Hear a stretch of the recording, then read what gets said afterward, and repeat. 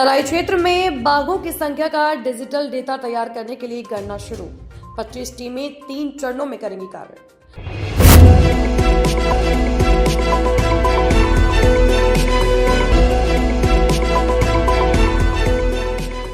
One एवं पर्यावरण मंत्री डॉक्टर अरुण कुमार ने बताया कि तराई क्षेत्र में बाघों की संख्या का डिजिटल डेटा तैयार किया जाएगा। इसके लिए 10 दिसंबर से बाघों की गिनती शुरू हो चुकी है, जो करीब 6 महीने तक चलेगी।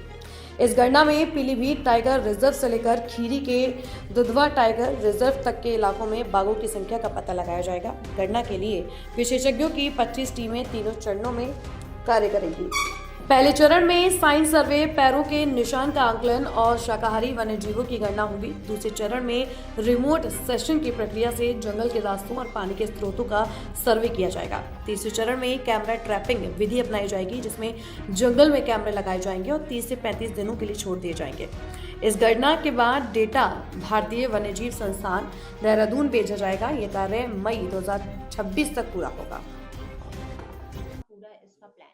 देखिए, बाघों की गणना शुरू हो गई है और 10 दिसंबर से शुरू हुई है और ये गणना पीलीभीत टाइगर रिजर्व, करतनिया घाट और दुधवा टाइगर रिजर्व, तराई के जो हमारे सब जंगल हैं, इनमें शुरू हो गई है और ये गणना 3 चरणों में होनी है।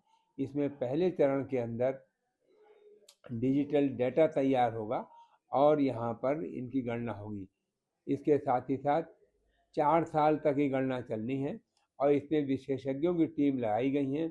विशेषज्ञ जो हैं वो लग गए हैं और ये गणना 25 टीमें गणना में काम कर रही हैं और मई 26 तक ये अपना डेटा पूरा तैयार करके देंगी।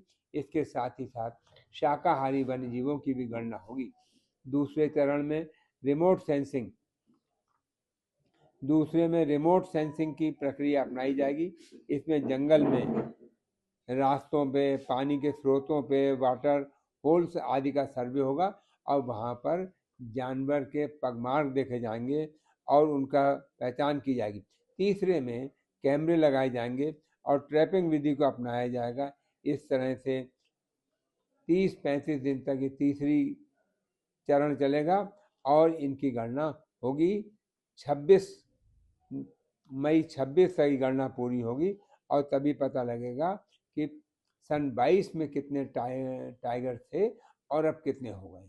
सर, ये जो वन्य जीव है, ये सरकार की प्रायोरिटी है, इनकी सुरक्षा, इनकी गणना, तो किस तरह से पूरा मंत्रालय आपका काम कर रहा है? देखिए, इनकी सुरक्षा भी ज़रूरी है। अगर जंगल में ये जानवर नहीं होंगे तो हर्बीवोरस इतने बढ़ जाएंगे कि जंगल ख़त्म हो जाएंगे और ये जंगल के लिए सुरक्षा इन जंगली जीवों से है और जंगली जीवों के लिए जंगल ज़रूरी है और जंगल से मिलती है ऑक्सीजन, जंगल से मिट्टी का कटान नहीं होता, जंगल में पानी रुकता है जो कि नीचे ज़मीन में जाता है।